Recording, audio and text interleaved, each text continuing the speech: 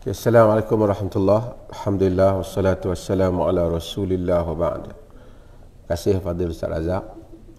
Saya tahu environment ni ialah environment semua orang nak pergi membeli belah. Kan? Jadi supaya kita tak ambil masa yang panjang. Dulu apa orang yang belajar syair ni di Madinah ni ada satu orang yang mari bawa jual kain tudung. Masa zaman dulu, zaman lama. Jadi dia bawa jual kain tudung. Dia bawa kain tudung hitam. Saya ramai pakai hitam ni kan. Tu saya teringat. Jadi bila bawa kain tudung hitam, masa tu trend dia orang tak pakai hitam. Perempuan banyak pakai warna-warni. Jadi dia bawa daripada jauh, daripada Baghdad, daripada sana, menjual tudung kat sini. Tudung hitam dia, maka tak laku lah tudung hitam dia. Jadi macam mana? Dulu tak ada iklan, sekarang ada iklan macam grup kan. Di Madinah dia. Jadi dia duk susah hati, duk fikir nak balik negeri, barang tak jual, tak boleh, tak habis barang dia ni. Jadi dia tanya orang pendapat, macam mana lah aku nak buat, tak laku. Bukan orang tak minat dah tudung hitam ni. Perempuan-perempuan tak minat. Dia orang kata ni, kau suruhlah penyair baca syair tentang tudung ni. Ketika tu ada seorang penyair yang dah berhenti. Dulu terkenal dengan penyair cinta. Dia ni macam dengan Casanova sikit lah. Rabi'ah bin Amir Ad-Darimi. Bukan yang Darimi hadis tu. Ni dia dikenali dengan Miskin Ad-Darimi. Miskin Ad-Darimi, dia lama dah tak bersyair. Dia duduk di masjid lah, duduk ibadat. Dia bermalas lah. Jadi dia berkata suruh dia baca syair, dia terkenal. Jadi mereka pun pergi, dia ni pun sila.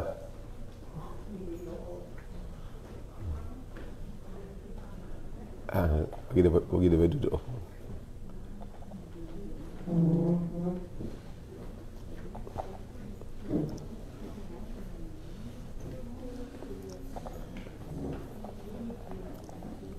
Duduk dulu. Okey. Dan saya sedang cerita ni dia geng-geng beli baju ni. Jadi dia jumpa Miskin Ad-Darimi tu, dia kata buatlah syair satu supaya orang beli tudung aku . Dia kata aku tak marah, dia kata aku bukan duk syair lah ni. Tolonglah, dia dah fikirlah aku susah ni. Kalau hang tolong aku, hang tolong juga orang. Susah. Jadi Miskin Ad-Darimi dia keluar daripada pintu masjid tu. Dia kata, dia sebut satu puisi yang sangat terkenal sampai hari ini. Sampai orang Arab buat lagu. Puisi dia ialah Qulil malihati Qulil malihati fil khimaril aswadi madza fa'alti binasikin muta'abbidi qad kana shammara li salati thiyabahu hatta qa'adti lahu bibabil masjidi ruddi alaihi salatahu wa siyamahu la taqtulihi bihaqqi dini Muhammadi. Maksud dia apa?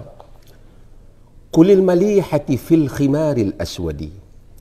Katakanlah kepada wanita yang manis itu yang memakai tudung hitam. Maza fa'alti binasikin muta'abbidi. Apa yang telah kau lakukan dengan seorang ahli ibadat yang kuat beribadat tu? Dia punya ayat tu bukan mengenai dia tapi saja kan. Qad kana syammara lis-salati siyabahu. Dia sebelum ni duk sibuk siapkan pakaian nak pergi sembahyang. Hatta qa'adti lahu bibabil masjidi, sehinggalah kau duduk tunggu dah di pintu masjid. Ruddi alaihi salatahu wa siyamahu, kembalikan kepadanya sembahyangnya dan salatnya. La taqtulihi, jangan kau bunuhnya.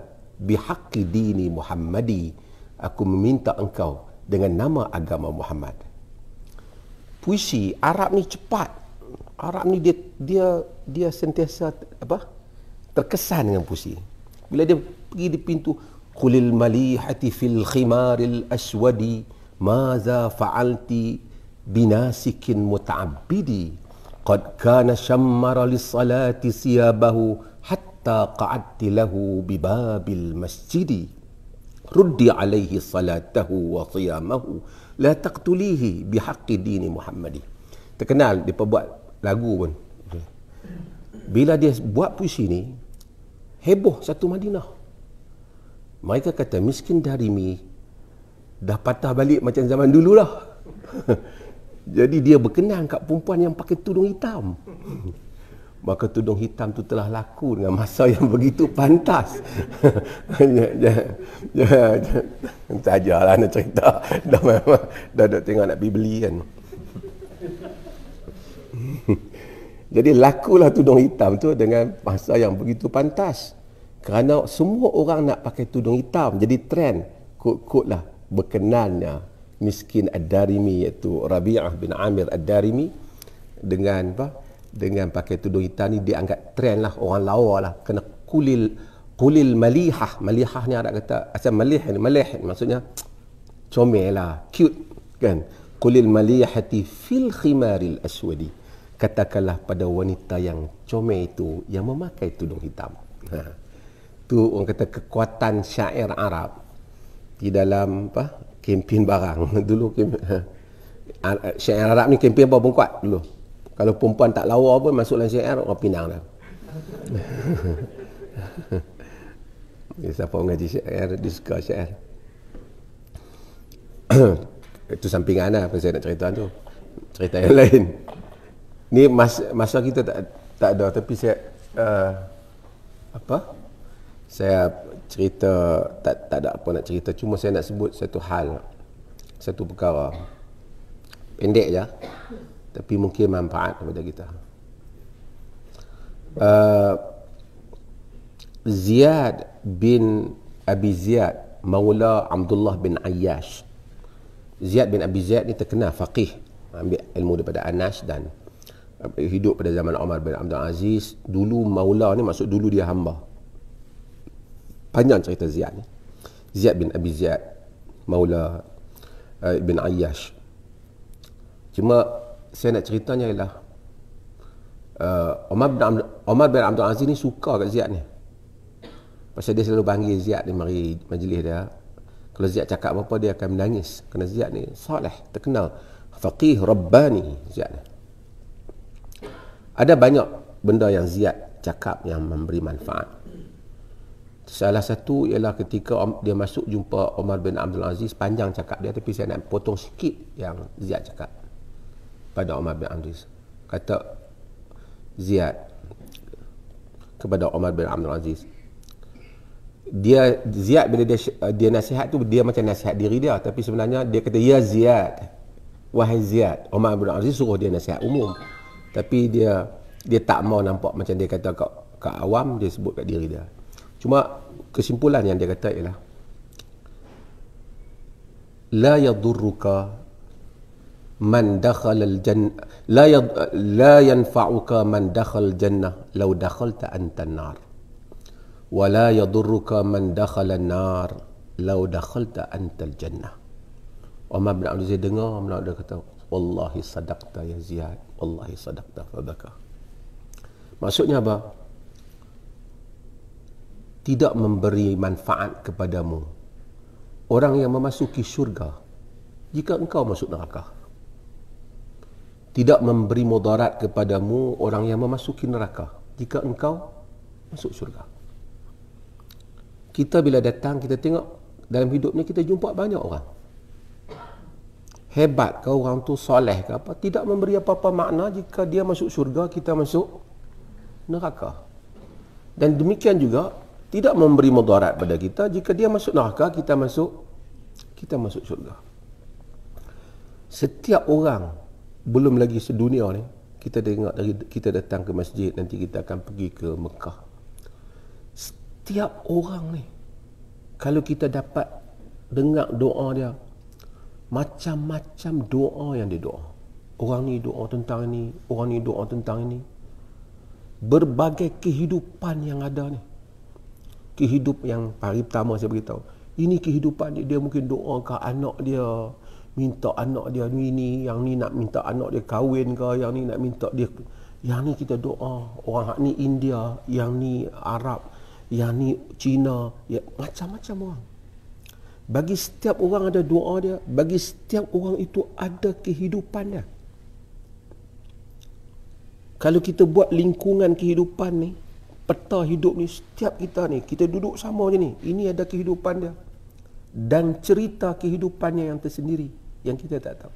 Saya ada kehidupan saya, dan cerita kehidupan saya yang tersendiri. Semua kita ada. Dan semua kita telah minta untuk memenuhi hasrat kehidupan kita ni, yang berbagai-bagai hasrat. Dan Allah Azza wa Jal memenuhi setiap hamba ni. Begitu besarnya rahmatnya dan kekuasaannya, bagi setiap cerita ni nak dipenuhi. Kita kalau ada satu orang nak penuhi hasrat bahagian tertentu, bahagian perumahan je lah. Kau nak rumah ni, kau nak rumah ni. Itu pun dalam kawasan yang tertentu dengan kadar yang rendah. Allah, doa yang sampai, yang diangkat pada Allah, Tuhan yang Maha Kaya lagi Maha Berkuasa. Segala hal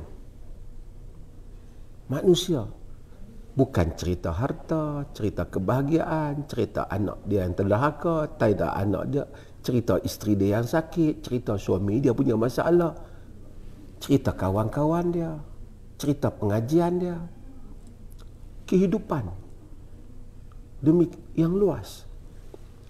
Allah memenuhi semua orang. Dan kehidupan kita tak sama dengan kehidupan orang sebelah. Kita dengar dia mungkin minta sama, Allahumma inni as'alukal jannah. Ya Allah, aku minta daripadamu syurga. Kita sujud, kita dengar, kita doa, dia pun kita dengar doa. Tapi jalan untuk dia sampai ke syurga tak sama dengan jalan untuk kita sampai ke syurga. Kalau Allah menyampaikan kita ke syurga, dia ada cerita dia, dia ada liku-liku dia, dan kita ada cerita, kita ada liku-liku kita. Setiap kita mempunyai novel hidup yang sendiri. Demikian kita lihat apabila kita faham besarnya Allah. Kalau Allah, kata Nabi, menunaikan semua yang minta ni, dia minta segala yang boleh dia minta. Daripada awal sampai akhir, Allah tunaikan segala hasrat mereka semua. Kita semua. Tidak mengurangkan sedikit pun daripada kebesaran kerajaan Allah. Tak mengurangkan sedikit pun daripada kebesaran kerajaan Allah. Sebab itu maka kita datang meminta kepada Allah. Dan kita bila setiap kita sembang dengan orang ni, sembang orang Afghanistan, dia cerita, mungkin dia cerita kampung dia, masalah dia, mak dia sakit, masalah apa di kampung dia, tanah dia orang curi, cerita keluarga. Setiap orang ada cerita dia. Allah menunaikan segala, menyelesaikan segala hajat hamba. Cuma hamba ni, oleh kerana kita ni singkat fikiran kita, kita selalu mendahului Allah di dalam membayangkan bagaimana Allah menyelesaikan masalah kita. Kita fikir masalah kita macam ni, kalau begini, tentulah beginilah akan selesai masalah kita. Ada 2-3 hari ada orang hantar saya, dia tak buat salah, kata dia lah, wallahualam, dia berniaga. Tapi kemudian dia akaun dia dibekukan apa, dia duduk tunggu kalau akaun dia dibuka tu barulah boleh dia nak berniaga. Saya kata itu sempit. Kerana dia fikir sebagai peniaga, dengan bukanya akaun tu lah baru boleh dia meniaga.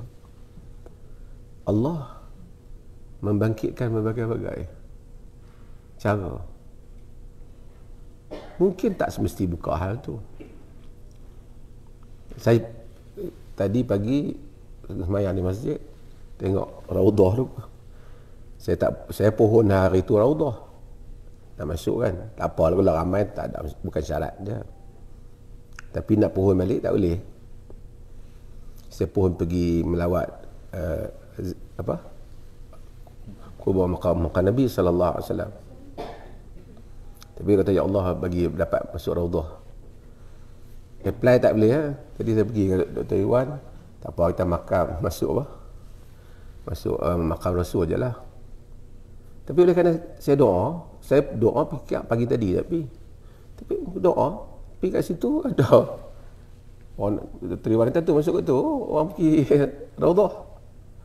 Saya pergi mula-mula dia tak bagi, dia kata dia tengok, dia tahu, dia kata yang ni hak tu untuk melawat kubur Nabi. Lepas tu saya patah balik, saya patah balik sekali lagi, saya angkat tangan je ni, dia tak kata apa pun, saya pun masuk.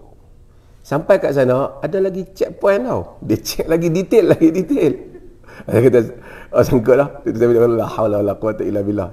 Misalnya sebut la haula wala quwata illa billah ni sepanjang pengalaman hidup ni lepas lah. Kan. Tapi sebutlah tadi sebut alhamdulillah lepas checkpoint pertama. Tapi dia duk tengok seorang-seorang pula tu. Alah sudah dah. Padahal Nabi ada tunjuk ni dah. Dia kata, cantik hari tadi sah. Dia kata, kau tunjuk jam ke aku? Ada tarik sikit. Dia tengok, yalah masih. Tak kalau Allah mau kan, dapat je kan. Tak dapatlah masuk duduk. Dan ada fikir, ada cerita kat Zaujana. Dulu, masa duduk di Jordan, datang sini. Di situ boleh duduk lama di Raudah tu. Duduk betul-betul di tepi tu, di makam Rasul. Duduk antara Maghrib dengan Isya, sementara tunggu Isya. Taklah macam sekarang tu, orang punya, sekarang orang ada duit sikit, orang ramai kan. Duduk, boleh solat di situ, boleh duduk sembang dengan kawan-kawan yang jaga tu, ingat kan? Zaman dulu lah. Tapi anak ceritanya apa? Bagaimana Allah menunaikan hajat. Anak ada cerita kadang-kadang ajaib. Ini ada tak suka nak rakam ni, macam ni cerita benda personal, tapi tak apa lah. Anak cerita kat Zaujana, anak-anak yang sulung Talha, dia minat, dia kuliah anak pun dia pergi, tapi dia nak belajar engineering, dia suka engineering. Daripada kecil memang dia suka mesin. Beli jam bongkah, dia pasang balik apa semua, dia minat benda-benda tu. Betul dia masuk Unimap engineering, walaupun anak cadang ngaji agama lah, ikut kita seorang kan. Dia belajar, tengok dia, tapi dia minat agama. Dia belajar engineering, diploma dapat, sambung lagi, dapat menyertai robot Unimap. Dia cemerlang jugalah bidang tu. Dia boleh buat rumah kami alat cek air apa semua, dia mesin dia boleh reka sendiri, pandai dah sebab tu. Lepas tu anak mari sini mesyuarat. Anda tengok fakulti engineering, masa tu rektor yang lain sembang mesyuarat, bukan Syekh Mahmud ada lah, tapi rektor Arab lah. Tanya tu fakulti apa? Dia kata engineering. Pasal apa? Yang tu untuk orang Saudi lah, dan orang yang ni. Kenapa kata anakku ada, tapi dia orang Malaysia tak boleh lah. Arab kan dia. Anak hang dia tak apalah, ya Allah, anak hang seorang masuk. Macam tu dia panggil.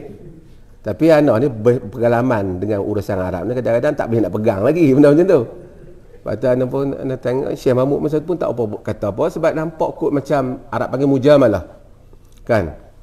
Dia saya cakap lah, dia please kita, dia cakap gitu je lah. Lepas tu masa perjumpaan malam tu dengan bahagian hadis apa semua, duk sembang makan apa, dia kata sekali lagi, dia kata anak dia akan masuk engineering. Nampak macam sungguh. Lepas tu balik mai Malaysia pun hubungi. Sini hubungi, dia tak ada nak masuk. Kata ya, hubungi Syekh Mahmud. Syekh Mahmud dengar, masa dia dengar. Masa Syekh Mahmud timbalan rektor, masa tu dia timbalan.